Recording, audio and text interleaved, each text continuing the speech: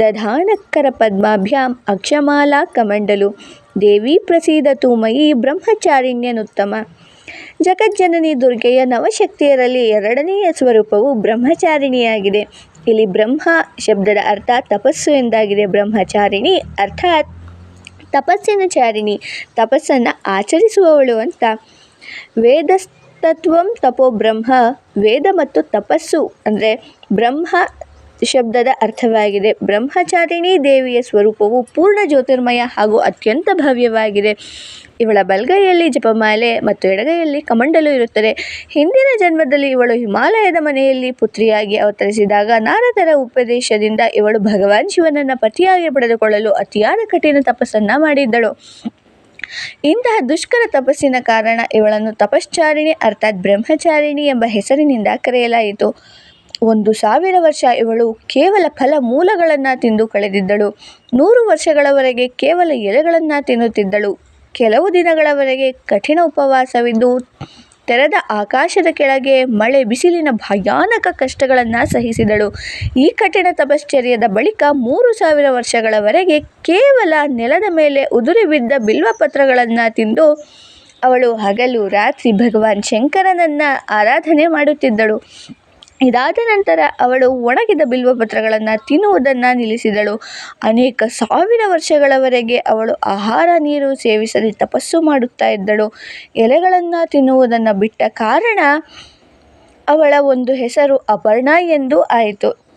ಅನೇಕ 1000 ವರ್ಷಗಳ ಈ ಕಠಿಣ ತಪಸ್ಸಿನ ಕಾರಣ ಬ್ರಹ್ಮಚಾರಿಣಿ ದೇವಿಯು ಆ ಪೂರ್ವ ಜನ್ಮದ ಶರೀರವು ತುಂಬ ಕ್ಷೀಣವಾಯಿತು. ಅವಳು ಅತ್ಯಂತ ಕಷ್ಟಕಾಯಕಳಾಗಿದ್ದಳು. ಅವಳ ಈ ಸ್ಥಿತಿಯನ್ನು ಕಂಡು ತಾಯಿಯಾದ ಮೇನಾದೇವಿಯು ಅತಿ ದುಃಖಿತಳಾದಳು. ಅವಳು ಮಗಳನ್ನು ಕಠಿಣ ತಪಸ್ಸಿನಿಂದ ಹಿಂದಿರುಗಲು ಕರೆದಳು.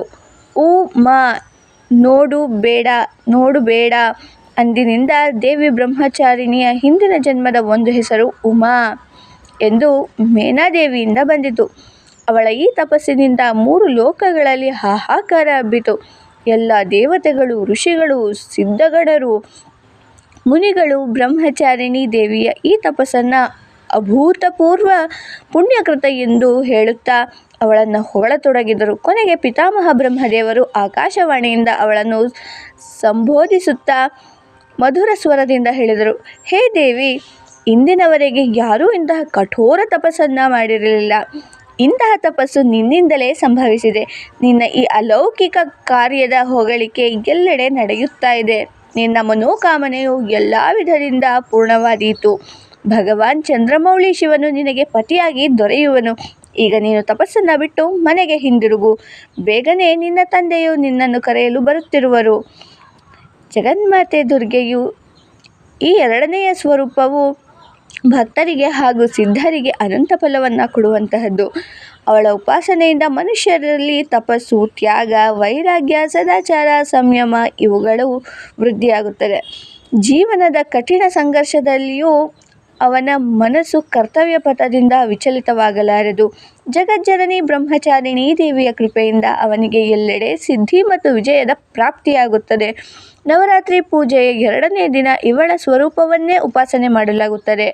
ಅಂದು ಸಾಧಕನ ಮನಸ್ಸು ಸ್ವಾಧಿಷ್ಠಾನ ಚಕ್ರದಲ್ಲಿ ಸ್ಥಿತವಾಗುತ್ತದೆ. ಈ ಚಕ್ರದಲ್ಲಿ ನೆಲೆ ನಿಂತ ಮನಸ್ಸುಳ್ಳ ಯೋಗಿಯು ಅವಳ ಕೃಪೆ ಮತ್ತು ಭಕ್ತಿಯನ್ನು ಪಡೆದುಕೊಳ್ಳುತ್ತಾನೆ.